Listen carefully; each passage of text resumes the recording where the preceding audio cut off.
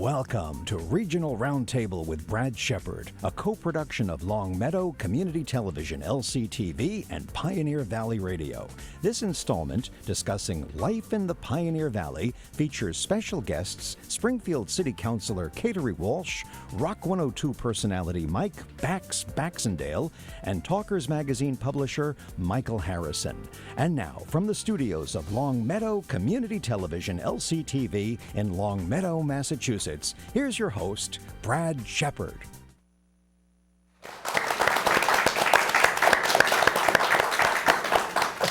Thank you very much for that nice reception. I'm accustomed to far more indifference. It's a delight to be here to have the maiden voyage of this new program that we've called Regional Roundtable with Brad Shepard, to showcase everything of interest to folks here in the Pioneer Valley in Western Massachusetts. And in forthcoming episodes of this program, we hope to talk about economics and education and politics and civic issues and events, and with a panel of folks who are tuned into those particular areas of conversation and dialogue.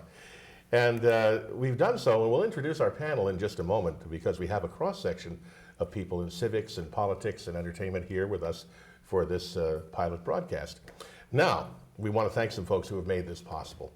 It is a co-production of Pioneer Valley Radio and Longmeadow Cable Television, and folks such as Dr. Stephen Woolman, Dave Bartlett, Doug Pass, Byron Kozachka of Longmeadow Cable Television, as well as their entire crew are here, and they've just been wonderful to work with. And purely on the impromptu, to the staff and to the crew, would you mind giving them another round of applause for making this possible? It should be pointed out it's Longmeadow Community Television. Oh, I beg your pardon. And I think that sets the tenor for the rest of the show here, that when you hear a glaring blunder on my part, please jump in and correct it, because... Oh, Brad, you've had the job for 30 seconds. You're already like Charles Kuralt. You know what? You're really doing a good job. It might be time for that live bait shack on Lake Congamanga, Donga, whatever it is. Anyway, thank you. I'd like you to meet our wonderful panel who have been kind enough to take time out of a beautiful summer day to join us for this particular program. And we're going to start ladies first. I'm very fortunate that everybody on this panel for this program is a friend and a colleague. And we have Kateri Walsh, City Council person. Kateri. Brad, so nice to be on the air with you again. I know. Yes. I'm going to stop right here for one second because it's so funny.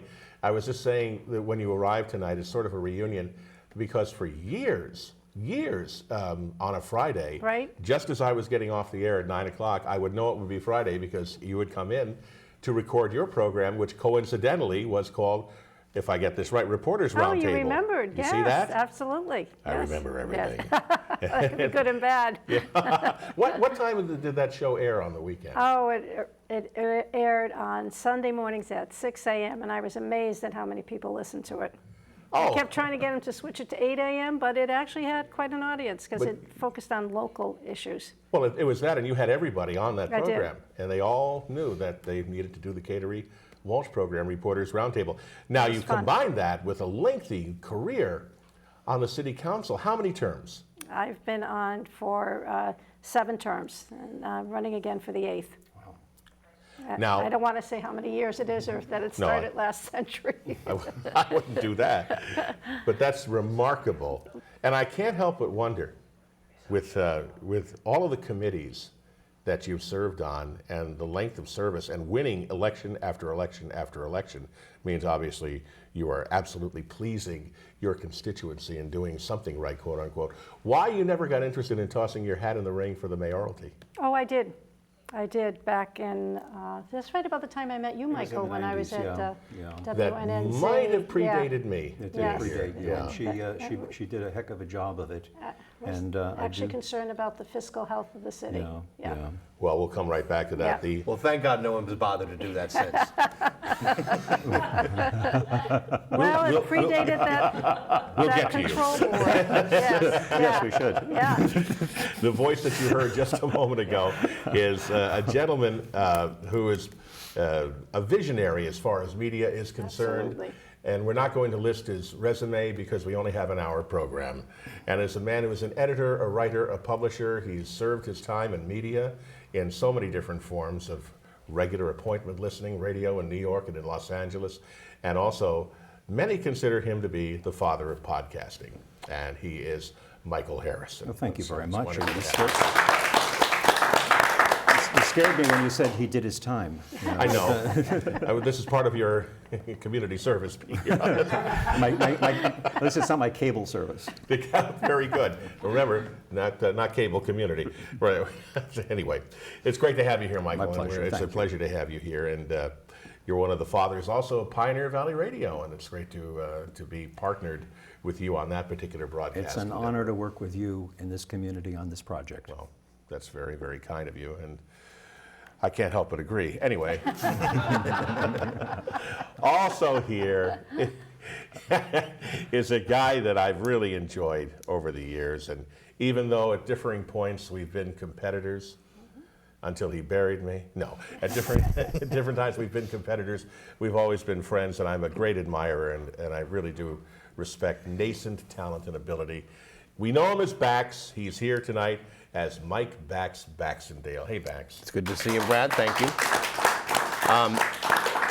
In all fairness, I listened to your show quite a lot over the years and when I did, I knew I was late for work. So thank you for reminding me that I needed to step up the speed of my car. So that's quite all right. And I appreciate you being here because a common misconception about guys like us, and when you and I were doing predominantly the same thing for many years, is that we've got to fold up at night at 7 o'clock because you're getting up at 3 or 3:30 in the morning. But there are all these things in the evening, all these evening things and meetings and events that we go to. And so thank you for being here tonight.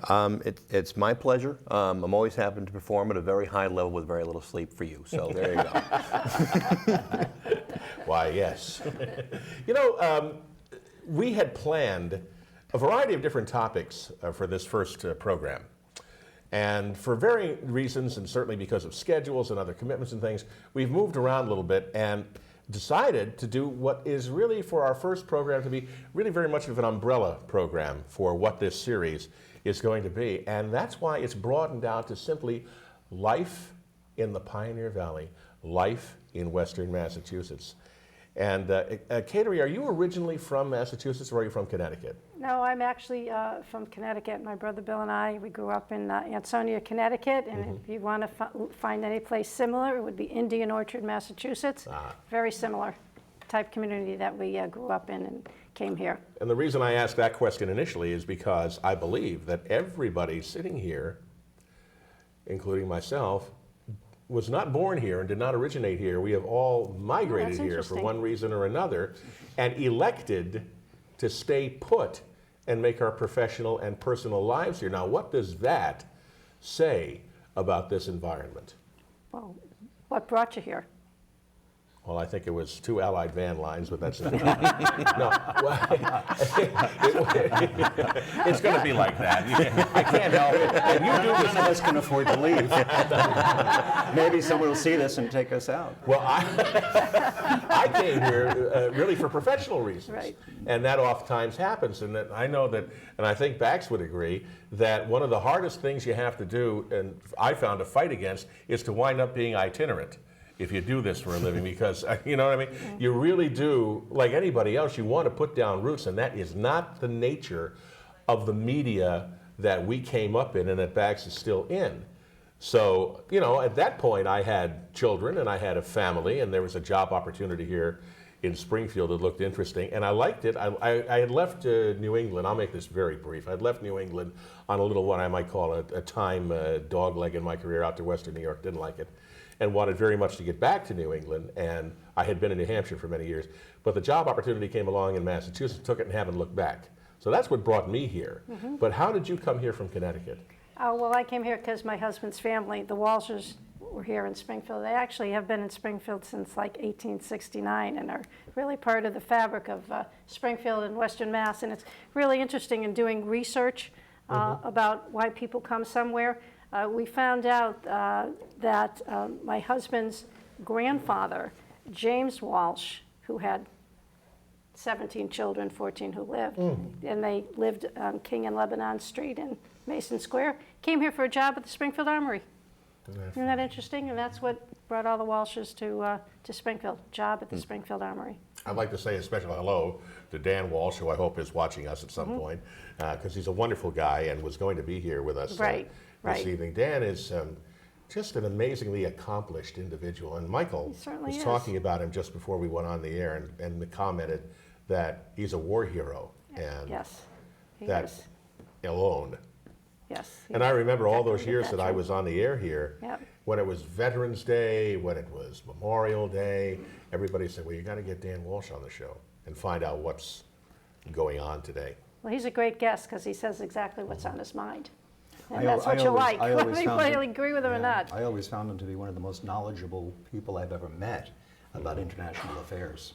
I mean, Very well anywhere in the country. But he's also a great resource for Veterans Affairs too, and especially locally. Yes. And I know we've talked to him several times. It's been a while, but every time we had Dan on, it was always very, very fascinating. He's a great man. What brought you here, Bax? Two Hellhead van lines. No, I love how funny. It is a funny line. I grew up in Eastern Mass, about 45 minutes south of Boston, and went to college in Milwaukee, Wisconsin, because there are no good colleges here in New England. So I thought I'd go as far away as possible. So I was in Milwaukee for about 11, almost 12 years. And worked for a radio company that transferred me to Central Illinois, and then they transferred me there to Rock 102 in Springfield, and that was 20 years ago.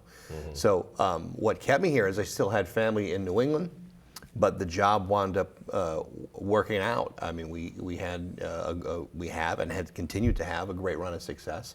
And it is a joy to wake up to John O'Brien every single day for 20 years. So why would I not stay? And has it always been just Bax and O'Brien? There really haven't been other? There have been other people who have been involved in our show, producers, news people, but it's been John and I as the core of that show. Now, I wouldn't expect Bax to say this seriously. I'm not joking about himself. But the fact of the matter is, if there's a true celebrity, 14-karat celebrity, in the radio market, which is a hard thing to do, it would be Bax and O'Brien.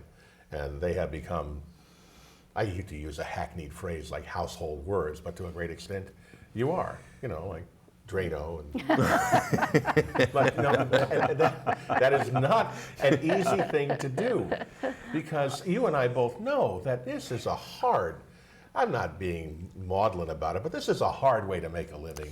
It really is fraught with challenges and difficulties. It's fraught with challenges. Some are industry struggles. Some are can be individual struggles. But John and I have been very fortunate in a way where when we were put together, there was a lot of question about, well, can you put two people like that together and do a good show? And it didn't take John and I very long to realize that organically speaking, the chemistry we had between us was pretty strong, and we had the chance to go to other markets multiple times over, and we turned it down every time because we thought, this is such a unique and unusual situation, not only here in Springfield but nationwide, that to leave what has been a very secure radio job, and as you know, that's very rare. And why take the risk? Why monkey with success? Exactly. Why go somewhere else and lose that job within 6 months, kicking and clawing your way to mediocrity, as opposed to here, where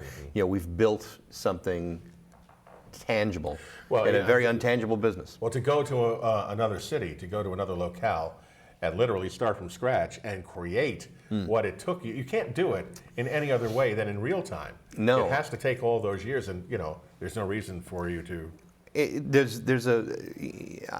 don't mean to make this sound like false humility, but there were a lot of things that there were a lot of things that happened along the way to build our success, and some of that is with the proximity to Hartford and the Hartford radio market kind of evaporating in a lot of ways, unfortunately, because I think the competition makes us all better. But look at that. Look at that. You just said something. You have another large city that to the ear is no different from this city, and you were up against that for years and years and years, and winning. And winning, yeah. But I think a lot of that had to do with we focused on local issues. That was like the primary thing that we did. We've had Kateri on yes. before. We've had, like you. I mean, we had And if you get off unscathed from an interview from you, it's a good thing. Well, you know, it's funny, Kateri, because a lot of people have said we're afraid to go on the Baxendale O'Brien show because we don't want to answer hard questions. But most people, when they come on the show, they realize, well, that was actually pretty well informed, and the questions weren't off the wall. And sometimes the moniker shock jock really is an overstatement by a mile. It's not a shock jock show. It's really two idiots that have read a lot prior to going into an interview. So that's really. And I can also say that there was never a time when we didn't call you on the fly because there was an issue or a news item that you could speak with some degree of authority and wisdom on, and bam, you were there, calling you at, good God, 6:15 in the morning or something like that, and you were available. Now, well, not every city councilor had that ability. We should point that out. And there were many that were available. And also, what's very interesting Didn't want is to talk the to, city council in Springfield, based on, I believe, the Constitution of Springfield, it's a part-time job. Exactly. It's a citizen job. Right. This is not a professional politician job. The pay is low, and the hours are supposed to be few. But I don't know any city councilor, even the mediocre ones, and one of the best, if not the best, is here at this table. It's more than a full-time job. Absolutely. So it is in many ways a community service and a sacrifice, the way politics was originally supposed to be in America. And I think that needs to be noted. I just wanted to interject that you are always on call, and depending on what the topic is. I remember when the city first switched to the leaf bags, and it didn't go over very well. Oh, yeah. And I remember people in church accosting me, saying, "Why did you do that?" So I mean, it's on the local level, you really never get away from those issues. But I still thoroughly enjoy it. And you have to but, see your constituents at the supermarket. Oh, the president of the absolutely. United States or the governor doesn't have to do Yeah. that. But there's no entourage with you. There's No, nobody. there's a You're lot of walking down the interaction. street, Kateri, and you have to be nice. That's true. The president of the United States sees them on the golf course, not in the supermarket. That's another conversation entirely. But that's all part of the local thing, of why local's important. But you made a very, very important point, because the people who complain, the stoplight on my intersection's been out and nobody's been doing it. What's the matter with that city council? Why don't they ever do it? They forget the fact that this is a volunteer effort for the most part, and that does really portray you positively as authentically a public servant. I think I like this show. For a free transcript. Now we go to Mr. Harrison, because this is a man who hides his light under a bushel, as my mother would say. He doesn't like a lot of horn tooting about himself, but he's accomplished more in this lifetime than I think I will in 3 of them. And my question to you is, having been, and you are an expatriate New Yorker, I am too, but you've also been in Los Angeles. You have moved in incredibly large circles, nationally and internationally. You are the go-to guy for major networks. I'm not trying to embarrass you, but this is important to frame all this. You can hear you if you turn on anything but the hot water. You're on 18 different outlets all the time. Why Longmeadow, when you could have based your operations in any major city in America? There was a time that I never thought I'd leave LA. I left New York when I was in my early 20s, moved to LA, had a radio career there, was involved in trade publishing, syndication, everything you could possibly do. But I believed that the 90s were going to be a very big decade for talk radio. And I'm always, stirring the pot and trying to come up with new formulas and be part of what's going to happen. So I figured, what would be fun? I'm going to buy a radio station, an AM radio station someplace out there. We're talking mid-'80s now. This was before Rush Limbaugh. I said, I'm going to buy a radio station someplace and call it Super Talk and experiment with it. And I spent a year looking for the right station in the right place, and it turned out to be WSPR in Springfield, Massachusetts, a place I'd never been.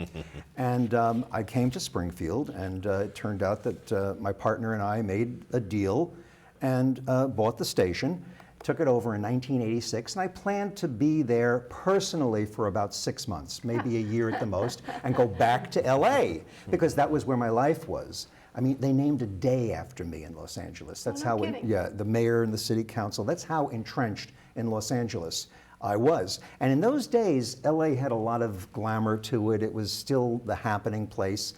I came to Springfield, and my first impression was that I had gone back to the 50s. You know, it was very, very retro to, I grew up on Long Island, I grew up in New York, Brooklyn, Nassau County, went to school there, started my radio career in New York, and I'm suddenly back on the East Coast. And I would try to go back to LA every chance I could. Every 3 weeks, every 2 weeks, every month, I'd go back to LA. And I started to find myself wanting to leave LA and get back to Longmeadow and back to Springfield. And it started to get under my skin. We wound up selling the radio station after 2.5 years. And we did very well with it. It was a pioneering station. It really was, that station was everything that talk radio became in the 90s and beyond was happening in Springfield at that time. And I said, I don't want to leave this place. And the internet was just starting. We had fax machines. It was a funny time. So to make a long story short, I started Talkers Magazine out of Longmeadow and kept my residence here and developed a life here and have continued to operate my business nationally. And I've had places along the way in New York and Florida, and have had a good fortune of a successful career, but I've never left my base of Western Massachusetts. It's become home, and here's the irony of it.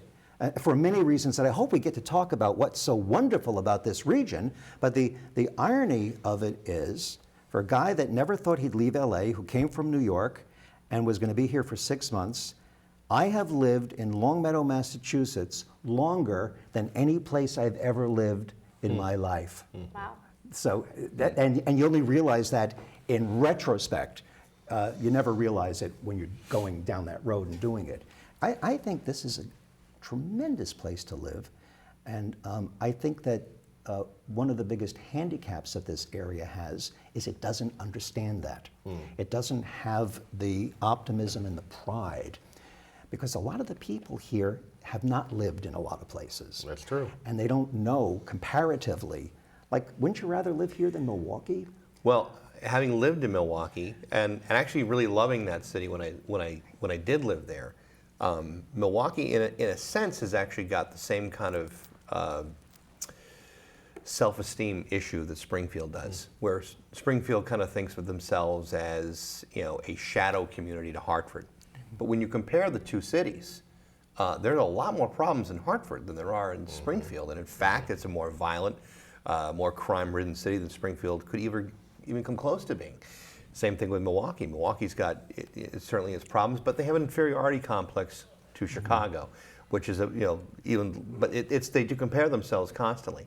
The thing that I'm always amazed by Springfield is there is so much proximity between Boston and New York. People come through Springfield, but I grew up south of Boston, and people out there don't even think of Western Mass. They don't think of Springfield. Before moving here, the only time I'd ever been through Springfield was taking a train right through town. Springfield is the Pluto of Massachusetts. It's another universe as far as it lost placehood. And no one knows this better than Kateri for all the years that you would stand on your head to get attention from the power structure in the Boston area to Springfield and Western Massachusetts issues, and how and we've even had people in political life running for major offices who have uttered the most amazing gaffes I can't recall who it was, who said, well, Natick is Western Massachusetts, isn't it? And that was the end of that campaign. Right. You know, but I want to echo something that Michael said a moment ago, and Bax, you said it too, and that is that this region, I think if you're indigenous here, you've grown up here, you've spent your whole life here, you get jaded, and you can be a little harsher in your criticism, because the biggest problems that Springfield has that people endlessly identify are problems that every major city in the Northeast has. It doesn't make us unique. But this city, Springfield area, not the city, the whole region, Longmeadow, East Longmeadow, and I've lived in East Longmeadow longer than anywhere I've ever lived in my life too. This region is geographically gifted. You can get in your car and you can be in Boston, New York, the Cape, the mountains, Albany, if you ever really want to go there. But, you know, other places. But, you know, Albany's we're equidistant to Albany as we are to Boston. A lot of we're very New England centric. We're very Massachusetts That's centric. right. You can drive down the street in one city and be in another without ever even realizing you've specifically gone to another town. Now, when I was out in New York, in Western New York, it was all isolated. Wow. And it was very isolated, and I just did not like that at all. But Well, that kind of brings up, I was surprised to say you came here on a train. I mean, what was the train? I had to take a train to Chicago from okay. Boston. Okay. And it went through Springfield. Okay. And it was a stop. I never got out. Lakeshore Limited? Yes. Yes, yeah. And Sounds like a Twilight Zone episode. I remember seeing the city and saying, oh, okay, Yeah. Springfield. And that was about as much as I had ever seen of Springfield. Yeah. It wasn't. Because high-speed rail is now something that's being talked about that would definitely open up Springfield, make Springfield a very desirable Could place. you imagine if there was good rail service? Well, That's one of the things I couldn't believe when I came I read here, in the paper living today in about Connecticut, that yeah. you could take a train anywhere, New York, Boston, But even if there was anywhere. more, Yeah. more of a connection between Hartford and Springfield. Right. I mean, one of the things with New England, one of the things that makes it charming, but also one of the things that keeps it from evolving into the 21st century on the level that it could, is that it's very provincial. And state lines are like, they talk about a wall, you know, there are these imaginary walls. I mean, one side of Los Angeles to the other is closer than from Providence to Boston, but you would think that they're two different universes. And I always think, and I would think you would think this in political circles, how much synergy could be created Oh, my if there was goodness. more regional. That's one of the things this program, I imagine, is going to deal with. Well, as yeah, time I to think come. we think there's a shot for that to happen. it's interesting because, you know, several years ago when Richie Neal was talking about rebuilding Union Station, Right. I think most of us were kind of laughing at the Right. idea because it seemed to be, well, who's taking the train anywhere? Late. Except Yeah. when you really investigate what the idea is and you realize that there are people who live here but work in Boston, or people who work in Boston but they have to live within the Boston area, and the standard of living here is so much more affordable Right. that it really that new train service to Boston from Springfield Union Station makes suddenly Western Mass much more affordable. Well, and this is- actually, yeah. and actually, as Springfield kind of goes through this gigantic economic change, which will Right. happen the next couple of years, Union Station plays a huge part in it. How many times do you go to New York, but you say, well, I'm going to take the train in from New Haven? Well, of course that makes sense. Or how many times do you go to Fenway Park and say, well, I'm going to go to Newton Station and park my car? Well, people do take trains, Right. and when you look at this region and the equidistant geography of it all, Union Station actually makes a lot more sense than I think people are willing to give it credit Right. for. Well, this is one of the reasons why I'm not a naysayer about high-speed rail. And I love it. I love the idea and the concept of it for the simple reason that what's happening here in Boston and in Western Massachusetts, what happened in the New York area a long time ago, and that is the bedroom communities to New York City, where at one time they were, Greenwich and a few other towns, Westport and so forth. Now, people get on the train 2 hours away, 2 hours outside of Manhattan and go in. And when you talk about the scarcity of real estate, that equation, scarcity of real estate determining the price, sky-high prices of real estate, how Mike just pointed out, it is Oh, it would be very cost attractive. effective to live in Western Massachusetts if you're working in the Boston area. But now you're talking, and I used to talk to people on the air who would call in and were listeners who were commuting to Boston, and I thought, oh dear Lord, an hour 45 in, an hour 45 back. That's if you're trying to get out of the That's if city. there's no traffic It can jams. take you 90 minutes to even get out of the city and get on to that hour 45 back. Therefore, high-speed rail, where you could just kick back and move back and forth between the ping pong between the two sides of the state, is something to me that really, really should get a lot of attention and respect.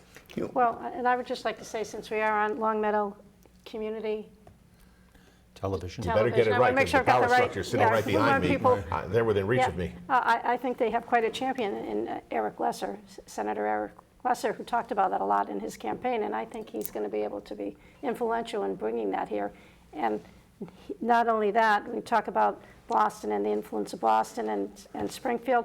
We now have people in the legislature who I think are in powerful positions, and having Stanley Rosenberg as the speaker, I think that all bodes well for our area, and it's a change from the past, but they both know where. You know, it's interesting. A friend of mine is a professor of urban studies at Trinity College in Hartford. He and I had this conversation about almost 2 years ago, which I thought was really interesting. Everyone wants to put all the eggs in the casino basket and think, well, that's the thing that's going to change Springfield and the Pioneer Valley. And I've never fully believed that. I'm not against casinos, but I'm not particularly a big fan. But what he said is that cities around the country that go through a renaissance, whether it's a cultural or economic renaissance, all have a tendency to follow the same pattern. One of them is transportation infrastructure, like Union Station, like rebuilding the viaduct. What he also said is medical expansion, which we have a lot of in Bay State, and they've expanded, exponentially over the last couple of years. He also said college campus expansion, which you have, the Springfield Center with UMass at Tower Square.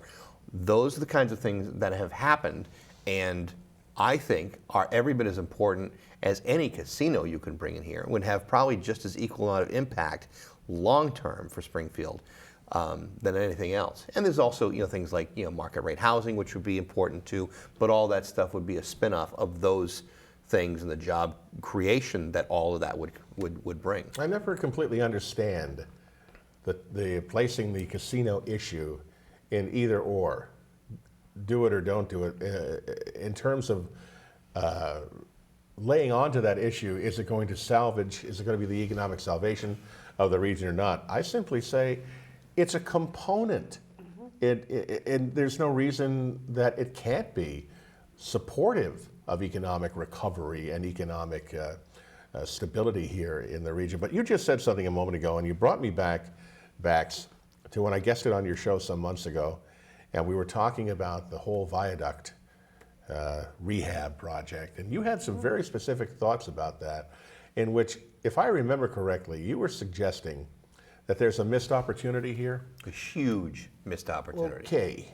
Well, in that regard, should it be a repair rehab project, or should we have seen this as an opportunity to blow the whole thing up and start fresh? If you look at other urban areas, waterfront real estate is valuable. But the planners of the city decided to put a major interstate highway right in the middle of it, and really kind of cutting off their nose in spite of their face.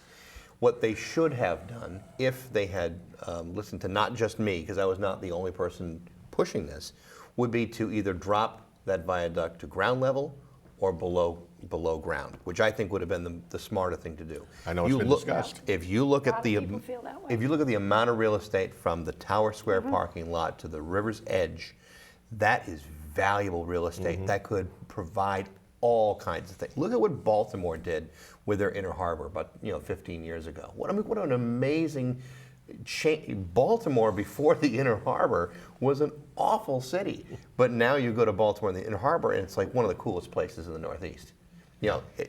That's the kind of opportunity that Springfield unfortunately has missed. I mean, Boston's expanded their convention center. Boston's, been modifications to the Green Line, which really is nothing more than a convenience for the users, but not really any economic impact with it.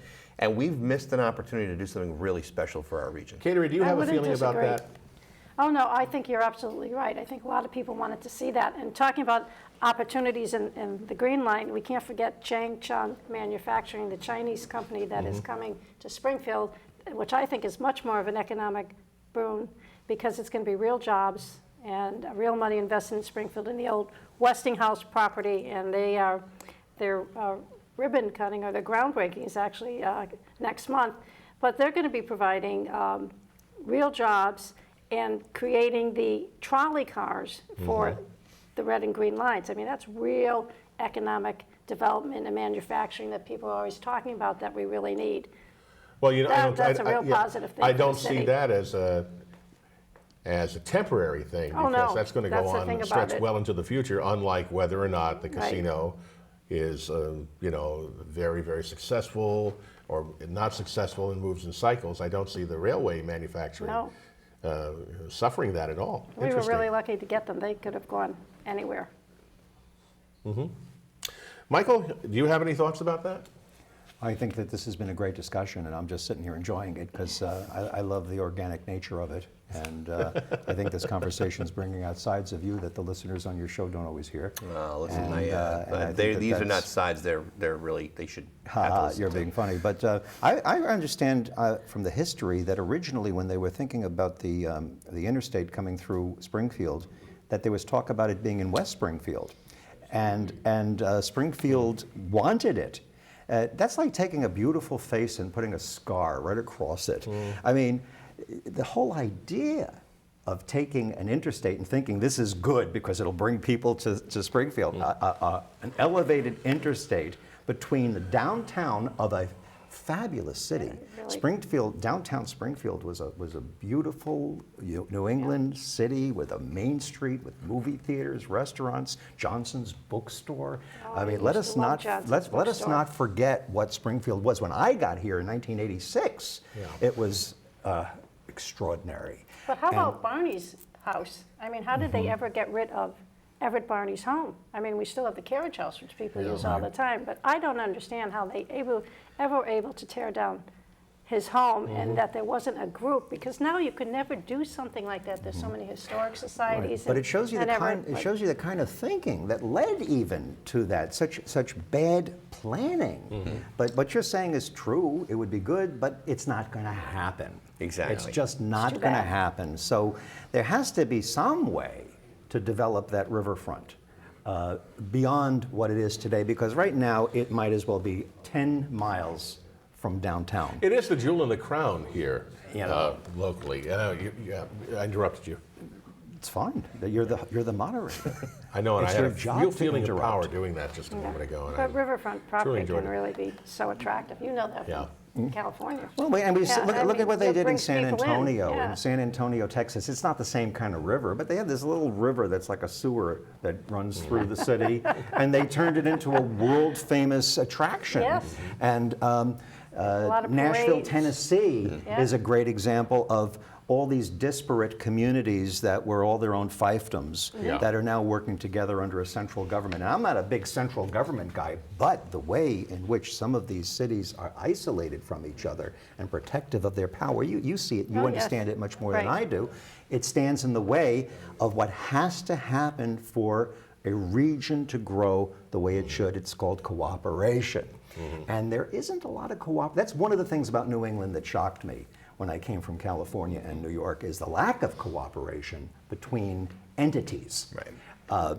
Whether it's governmental entities or even commercial ones. And I don't know, do you think is that just so endemic to the region, or can that be changed?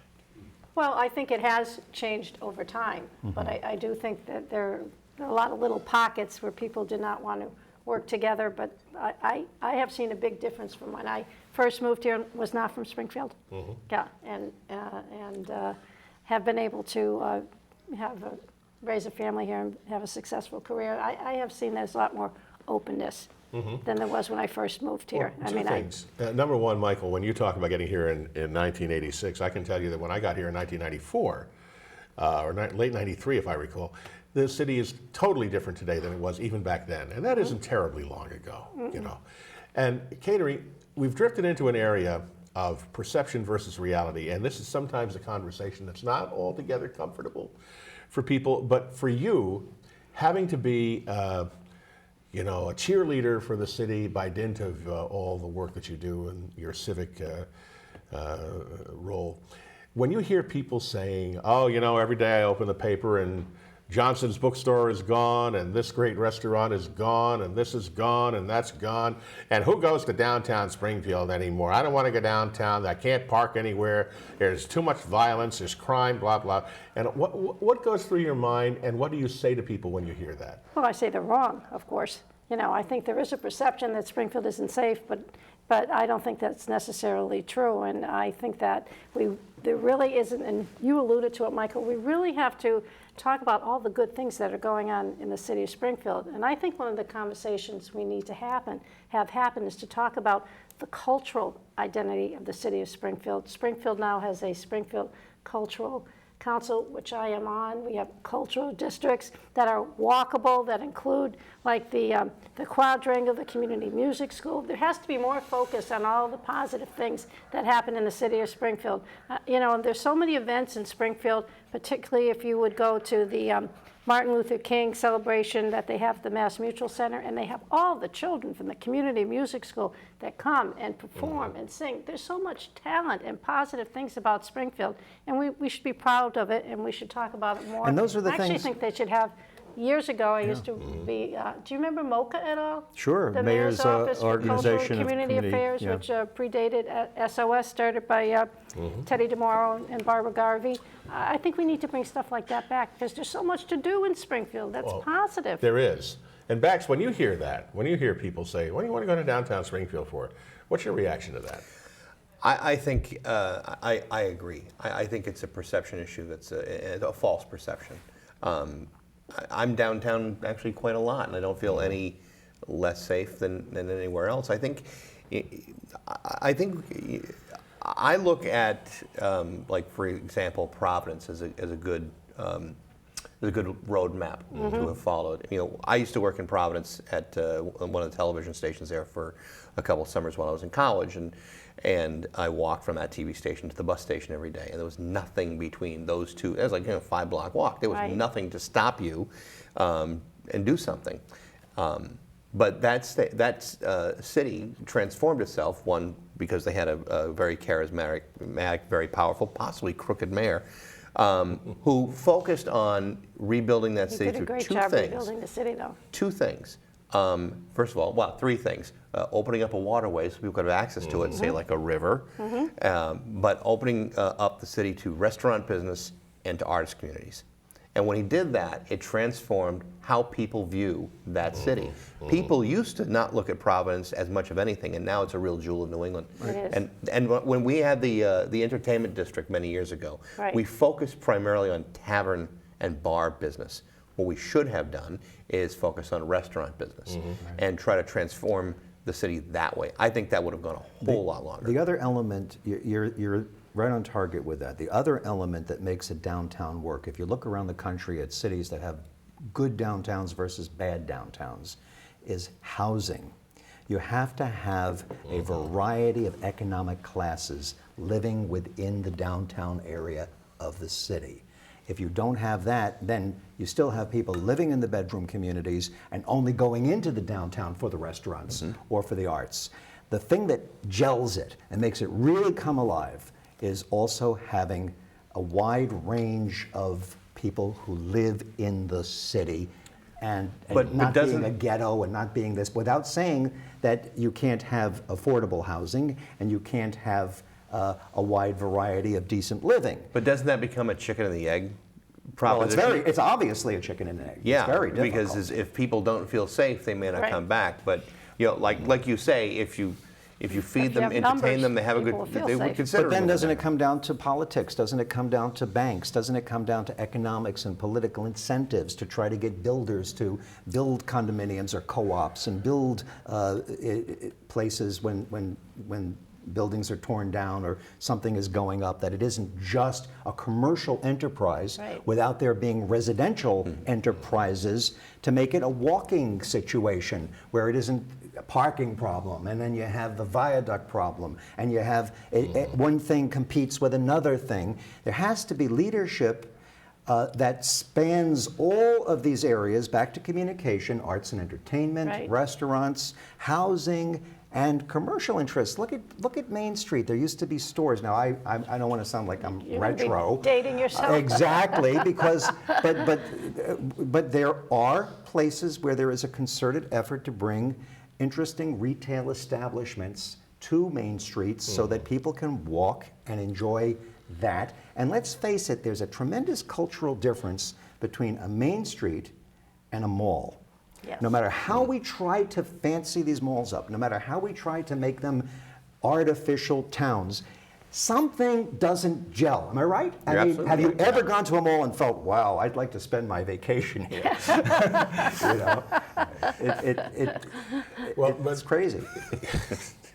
The Cities thing were is- saved by the Orange Julius. You do realize that, right? Oh, yeah, with that little... With a little orange with a straw. Yeah, Oh, it's so boy, good. bring that back. The simple truth is that human nature amplifies all of these negatives, and what happens is they take on a life of their own. All it takes is one little bit of gunplay, and it's screamed across the front pages in the media, and everybody goes exponential on it. Everybody says, yes, see? And I'm going to echo what Bax said a moment ago, because for years and years of doing the same thing, I don't know, perhaps for 15 years, I got up, drove to work, parked my car, 4 o'clock in the morning, pitch dark, walked a couple of blocks downtown. I never, ever, ever had a problem. Never. Now, naturally, there's stuff going on at that hour of the morning that shouldn't be going on, but it was really more deserted than anything else. There was never an issue along those lines. So when people say, I don't want to go downtown to the Mass Mutual Center, I don't want to go to that restaurant downtown, that's not true, and that's not fair, because it is safe. Well, it is reasonably safe. I just want to throw in for the people that are watching this and saying and rolling their eyes and thinking there are 4 goody two-shoes who are living in a fantasy here. Let me just throw in, it's partially true. But that's partially true anywhere. Exactly. It's true Yes, of any yes, but city. Yes, How Only the different city is that that doesn't from but other I places? wouldn't want anybody watching this to think that I'm a party to being blind to the fact that there are aspects to downtown Springfield that are unpleasant, like most downtowns. Right. And this is where my expertise comes in. I blame the media. I blame the media for not really taking care of its job. I'm not blaming you, and I'm certainly not blaming you. And I'm not taking responsibility. Yeah. But the media has deteriorated in Sure it has. Springfield and Western Massachusetts during the time that I have been here. There are fewer watchdogs, there are fewer editorials, There are fewer reporters. there are fewer reporters, and you have to have a healthy local media, a brave media, an honest media, a local, I repeat that word, media, to reflect these discussions and this information so that perception doesn't become reality. Reality becomes reality, and we say it's a great downtown, but there is a certain type of crime, there is a certain type of deterioration, there is certain things that have to be done, and we should demand that it gets done so that it becomes, that it lives up to the ideal, as opposed to us saying, oh, it's not bad at all, it is the ideal when it's not. However, I don't disagree with anything that you just said. I'd be the first person to say that. The problem is, it brings us, actually, I'm not even trying to be funny, it brings us to Pioneer Valley Radio, because every morning when I do a little program on Pioneer Valley Radio, I don't do what I used to do and talk about and harp about the shootings that occurred overnight, the break-ins, all the crime, and it's constant. You want truth and not being a goody two-shoes? There's a stream of it that's unending in Springfield and in environs.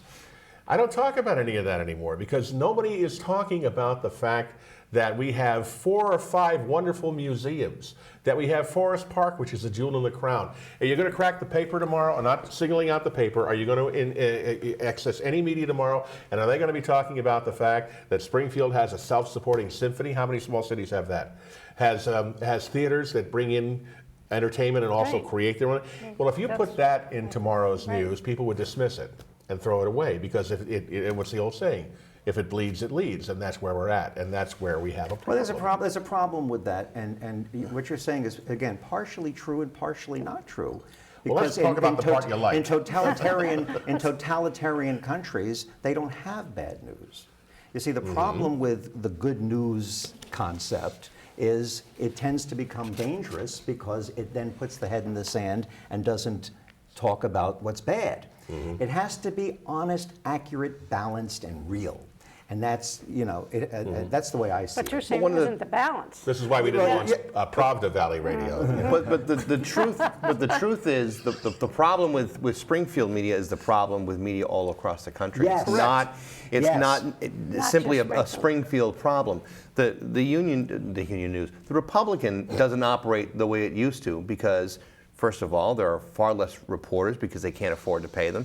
There are far less editors now because they can't afford to pay them.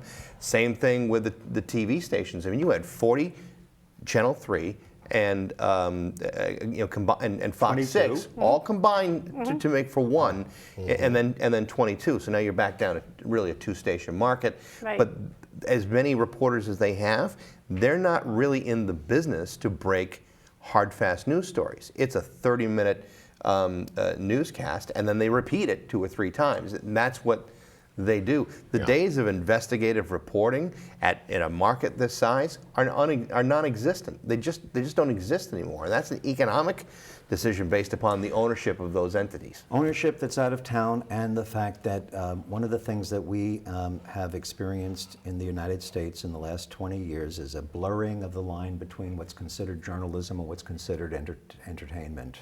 Yeah. And we meaning our corporate structures, seek to entertain because they care more about preaching to the choir, telling people what they want, what they're predisposed to believing.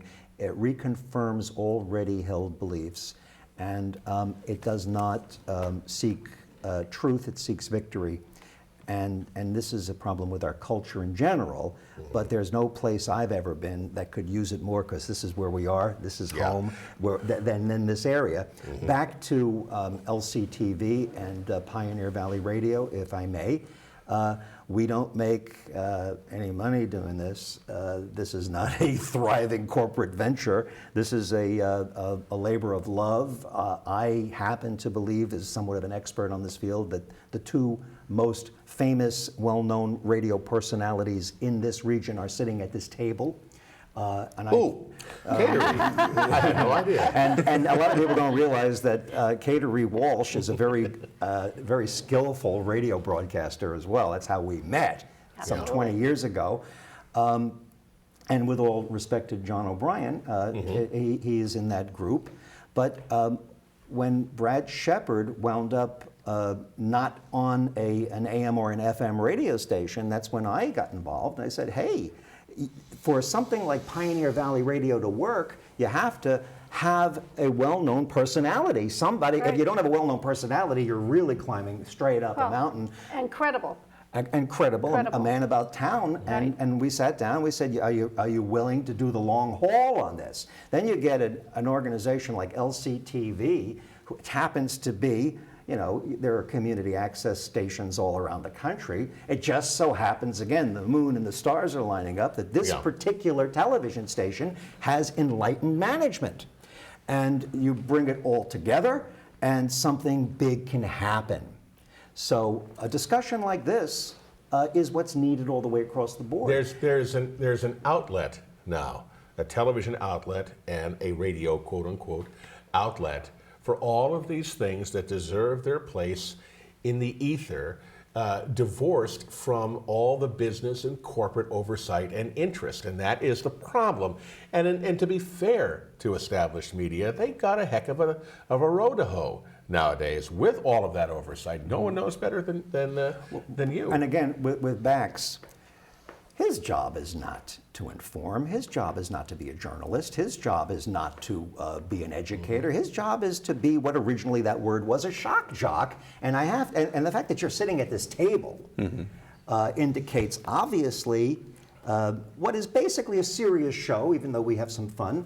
Thought enough of you to have you here. You have a person whose pure job is to entertain, who has somehow made it his business, because he's a heck of a bright guy and a pretty good guy, and I've known you for years, and I consider you a friend, to turn a shock jock format into something that provides more information and more productivity to the community than other places that are supposedly journalistic and doing news. It's crazy. And everybody thinks of talk radio as belonging solely to the right as far as the political compass is concerned, but look at the job that Bax and O'Brien do every morning. They don't shy away from politics and from what's going on in Springfield. You've got, you guys will rip into Richie Neal or whoever you get under the microscope. And without a partisanship. In there. Right, and I know, right.